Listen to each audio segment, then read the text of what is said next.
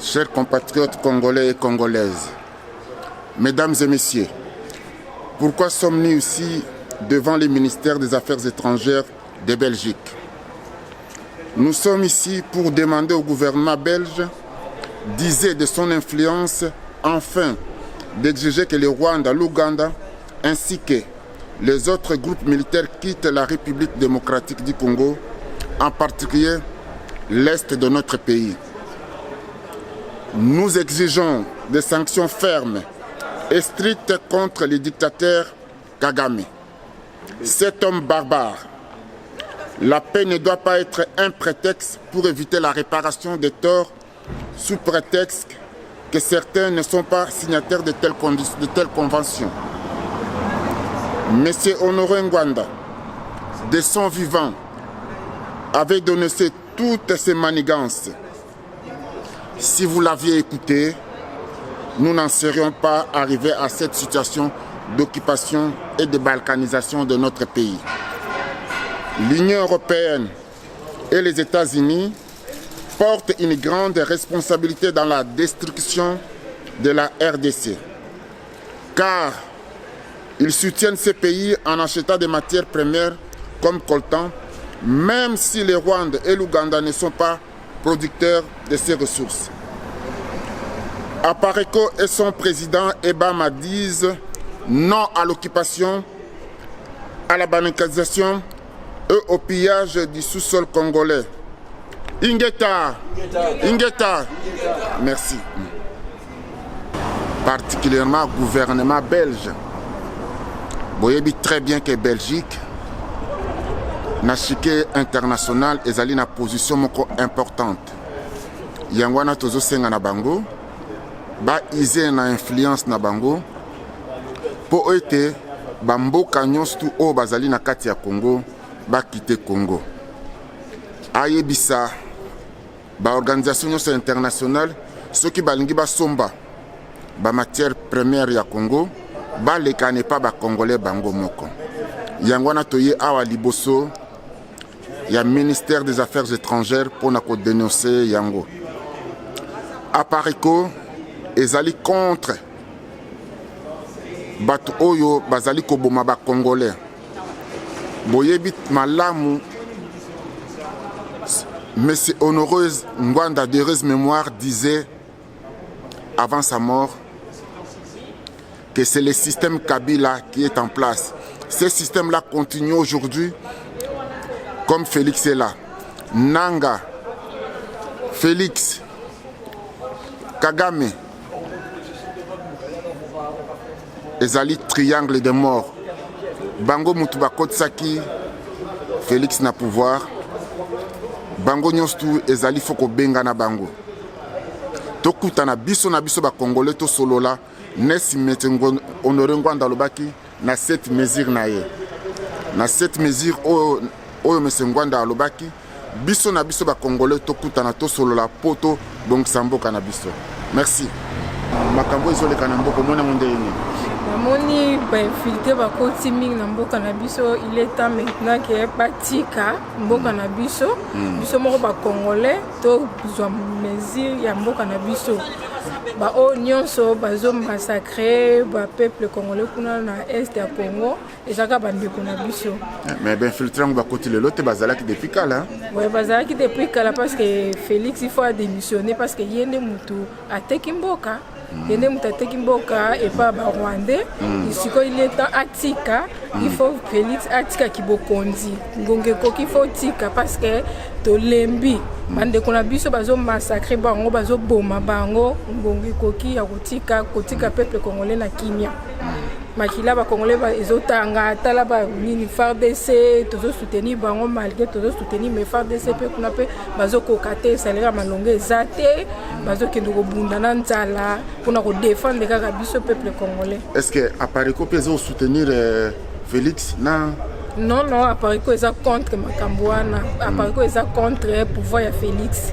Appareil que l'ingité Félix va démissionner, puis ça va appareil que. Ah, démissionner, vous va benganaï. Il faut to benganaï la makasi et comme un soulèvement populaire, papa Honoré Ngwanda ndenge ayebisaki abandolo bela biso ke soulèvement populaire et comme ce soulèvement populaire Félix faut to benganaï ce qu'on a makasi.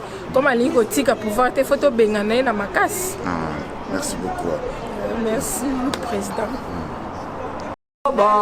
Tala makambo salie Chilombo zoba tala makambo salie Chilombo zoba tala ndengo teki Congo Chilombo zoba tala makambo salie Chilombo zoba Chilombo zoba Chilombo zoba tala makambo salie Chilombo zoba tala makambo salie Chilombo zoba tala makambo salie Chilombo zoba tala makambo lukie Chilombo zoba tala makambo salie Chilombo zoba tala makambo lukie Chilombo zoba tala makambo salie Chilombo zoba tala makambo lukie Chilombo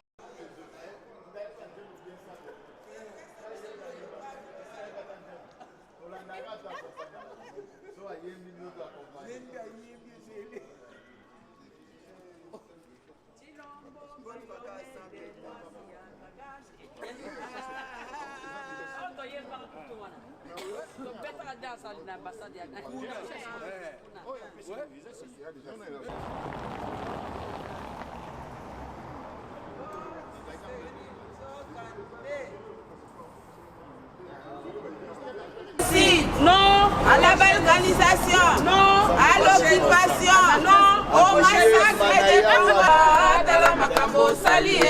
Chilombo zoba tala makambo lukie Chilombo zoba tala makambo goe. Obo zoba oteki Congo Chilombo zoba tala makambo goe. Chilombo marionnette tala makambo salie Chilombo zoba komi ba Congolais. Chilombo marionnette mwasi ya Kagame Chilombo zoba tala makambo salie. Chilombo marionnette mwasi ya Kagame Chilombo zoba tala makambo lukie. Chilombo zoba mobali ya batuti Chilombo zoba tala makambo salie. Chilombo zoba mobali ya batuti Chilombo zoba tala makambo salie. Chilombo zoba oteki Congo Chilombo zoba tala makambo salie. Chilombo zoba oteki Congo Chilombo zoba tala makambo salie Chilombo marionnette oteki Congo Chilombo ne sont pas à vendre. Les minéraux du Congo sont pour nos enfants, pour nos arrière-petits-enfants. Ce n'est pas pour les voleurs. Kagame c'est un voleur. Et tous ceux qui achètent les minéraux du Congo sont complices. Tous ceux qui achètent les minéraux du Congo ont les sangs sur leurs mains. Tous ceux qui achètent les minéraux du Congo ont les armes de tous ces défunts. Plus de 12 millions de morts. Plus de 12 millions de morts. Plus de 12 millions de morts sur la tête de ces messieurs ici. Ça celui-ci, c'est un assassin. Ça, c'est un assassin. Il a assassiné des enfants. Il assassine des innocents. Celui-ci aussi, celui-là, là, celui-ci. Celui-ci, c'est un démon. Ça, c'est un démon. Ça, celui-là, c'est un démon. Ce monsieur, c'est un démon. Celui-ci, c'est un démon. Ça, c'est un démon. Kanambe aussi, c'est un démon. C'est lui qui massacre les peuples congolais parce qu'il est le neveu de ce monsieur, de cet assassin ici. Ça, c'est un assassin. Le Congo ne sera jamais balkanisé. Le Congo ne sera jamais balkanisé. Il n'y a jamais eu de tribu Tutsi au Congo. Il n'y a jamais eu de tribu Tutsi au Congo. Tous ces Tutsis qui sont là, les Kanambe, sont des usurpateurs. Sont des usurpateurs. Nous disons non aux usurpateurs. Nous disons non aux usurpateurs. Tôt ou tard, de gré ou de force, le Congo appartient aux Congolais. aucun kilomètre des terres de Congo n'ira au Rwanda. Les Rwandais n'ont pas le droit sur les minéraux du Congo. Et vous, les Occidentaux qui achetez les minéraux du Congo, tous les Occidentaux qui achetaient les minéraux du Congo sur les sangs des innocents, les sangs des Congolais. Kagame, assassin, Kagame, assassin, Kagame, assassin, Kagame, Quand même biso Congolais tous en Belgique tous kosangana awa devant ministère des Affaires étrangères en Belgique pour boya balkanisation ya mboka na biso lingi mboka na biso ezala divisé ezala toujours unis yango toboya de tout notre cœur bakonzi na biso basala maso kwa kobongisa basoda kwa biso tobunda na bango ndenge bakoti na mboka na biso biso pe tokende ti tokota na mboka na bango basentir ke biso pe toza bamibali tolemba te tokende kaka liboso toza besoin ya korécupérer territoire mobimba ya RDC tous organiser tous se développer. Merci beaucoup. Toza wa liboso ya ministère des Affaires étrangères il y a Belgique, c'est le ministère des Affaires étrangères, coopération au développement. Nous sommes là en tant que résistants pour manifester concernant les choses, les massacres qui se passent au Congo. Nous en avons marre. Nous voulons vraiment tirer l'attention des autorités belges à travers le ministre des Affaires étrangères parce que nous estimons qu'ils sont complices à ce qui se passe au Congo. Entre autres, l'Union européenne soutient le sanguinaire Kagame. Et dans l'Union européenne, il y a la Belgique là-dedans. Voilà pourquoi nous sommes devant le ministère des Affaires étrangères belge, parce que généralement, depuis la nuit des temps, cette institution est en quelque sorte le porte-parole dans les instances internationales.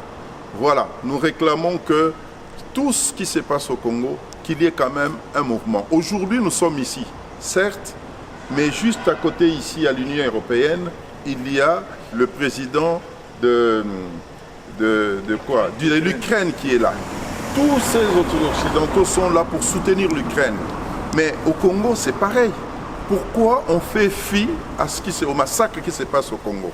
Pourquoi on ne regarde pas? Parce qu'il y a des intérêts derrière. Alors, nous voulons dire non à ce genre de choses, qu'ils prennent des mesures qui s'imposent pour que demain, le pays, la RDC, soit aussi calme.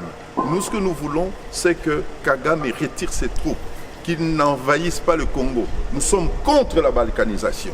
Contre la balkanisation. Et les autorités belges, avec leurs homologues internationaux, ces autorités ont un mot à dire là-dessus. Regardez aujourd'hui, Trump a dit un mot, l'Europe s'est bougée, l'Europe se bouscule. Mais en Ukraine, tout le monde est allé au niveau de l'Ukraine pour soutenir l'Ukraine contre ce qui se passe à partir dans leur pays. Le Congo, ça fait des millions de morts.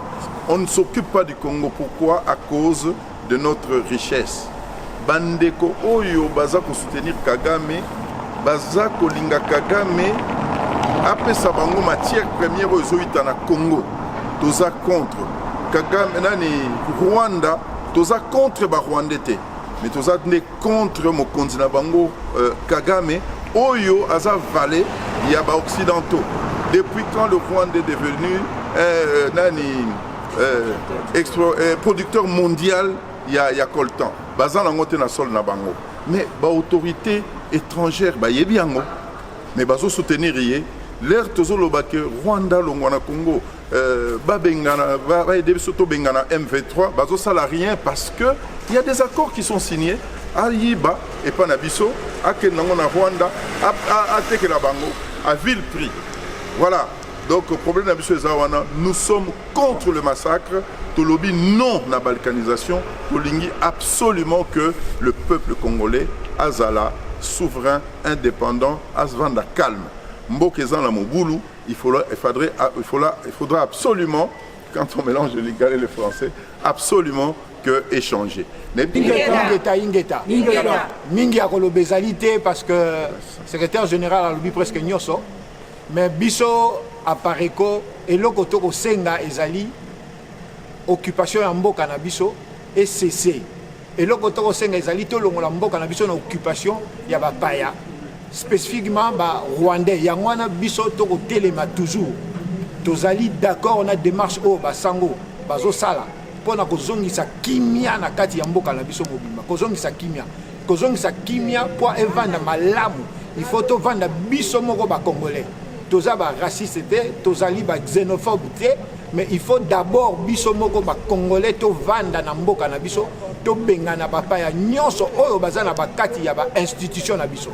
Voilà raison et tinda biso to telema pour koloba non na occupation ya Congo, pour na koloba non na balkanisation, pour na koloba non na ba vol ya ba minerai ya mboka na biso. Et loko toko senga ezali Congo etika la libre to boyi occupation na mboka na biso.